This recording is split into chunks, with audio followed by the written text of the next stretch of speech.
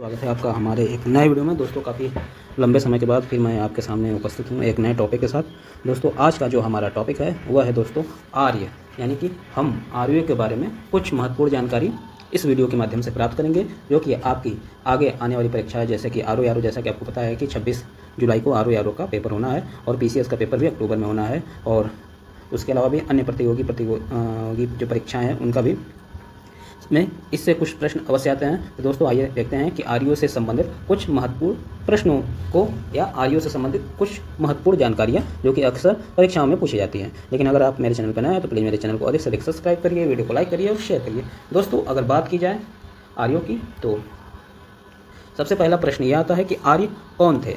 तो अगर ये बात आती है कि आर्य कौन थे, तो दोस्तों आर्य जो थे हमारे वैदिक संस्कृति के निर्माता थे। जैसा कि आपको पता है कि भारत में सबसे पहले पाषाण सभ्यता, उसके बाद सिंधु घाटी सभ्यता और उसके बाद हमारा वैदिक संस्कृति का प्रारंभ होता है, जिसकी अवस्था की अगर बात किया जाए तो इसकी अवस्था की बात किया जाए तो ये 1500 ईसा पूर्व से 600 ईसा पूर्व के आसपास इसका समय निर्धारण किया गया है।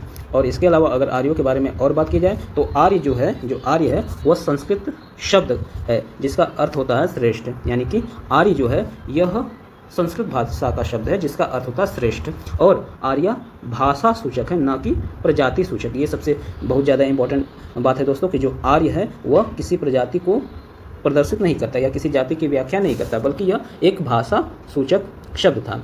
इसके अलावा अगर बात की जाए तो आर्यों को लिपि का ज्ञान नहीं था, आर्यों को लिपि का ज्ञान नहीं था। और जैसा कि आपको पता है कि लिपि किसी भी भाषा को लिखने का जो सबसे महत्वपूर्ण साधन है वह है लिपि, और आर्यों को अगर लिपि का ज्ञान नहीं था तो इसका मतलब आर्य लिख नहीं सकते थे। इसलिए वह अपने ज्ञान को सुनकर एक पीढ़ी से दूसरी पीढ़ी तक पहुँचाने का काम करते थे, क्योंकि उनको लिखना तो आता नहीं था। इसलिए जो वैदिक साहित्य है उनको श्रुति साहित्य भी कहते हैं। ये देखिए दोस्तों कई बार परीक्षाओं में पूछा गया है कि श्रुति साहित्य से आप क्या समझते हैं, तो वैदिक साहित्य को ही श्रुति साहित्य बोला गया है। और ऐसा क्यों? क्योंकि यह सुनकर एक पीढ़ी से दूसरी पीढ़ी तक पहुंचाया गया है, और बाद में जब लेखन कला का विकास होता है तो इनको लिख कर किताबों के माध्यम से आगे बढ़ाने का काम होता गया।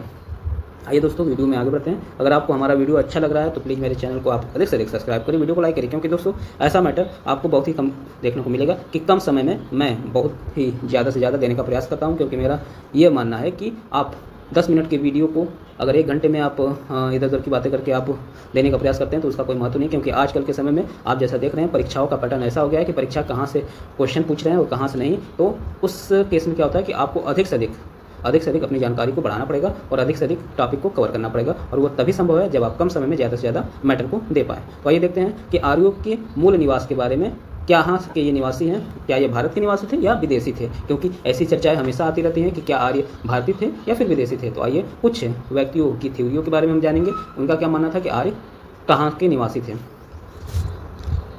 तो दोस्तों अगर बात किया जाए भगवान दास गिडवानी के अनुसार तो इनकी एक पुस्तक है रिटर्न ऑफ द आर्याज। इनकी पुस्तक का नाम क्या है, ये महत्वपूर्ण है, रिटर्न ऑफ द आर्याज।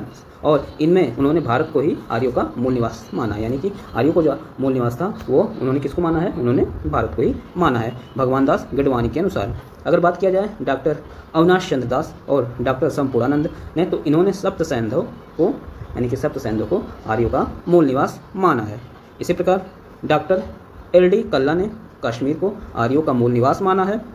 और अगर DS त्रिवेदी की बात की जाए तो इन्होंने देविका प्रदेश, जो कि उस समय अफगानिस्तान को कहा जाता था, उसको आर्यों का मूल निवास माना है। दोस्तों ये सारी चीज़ें बहुत ही ज़्यादा महत्वपूर्ण है, क्योंकि कई बार मैच करने को भी आ जाता है, या फिर कई बार ऐसे प्रश्न आजकल पूछे जा रहे हैं जो कि बहुत ही डीपली पूछे जा रहे हैं, इसलिए यह और भी ज़्यादा महत्वपूर्ण हो जाता है। अगर बात किया जाए दयानंद सरस्वती, जो कि एक बहुत ही प्रमुख हमारे देश के समाज सुधारक हैं और पार्टीजर, इन्होंने तिब्बत को आर्यों का मूल निवास माना है, और दयानंद सरस्वती ने अपनी पुस्तक सत्यार्थ प्रकाश में भी इसका उल्लेख किया है।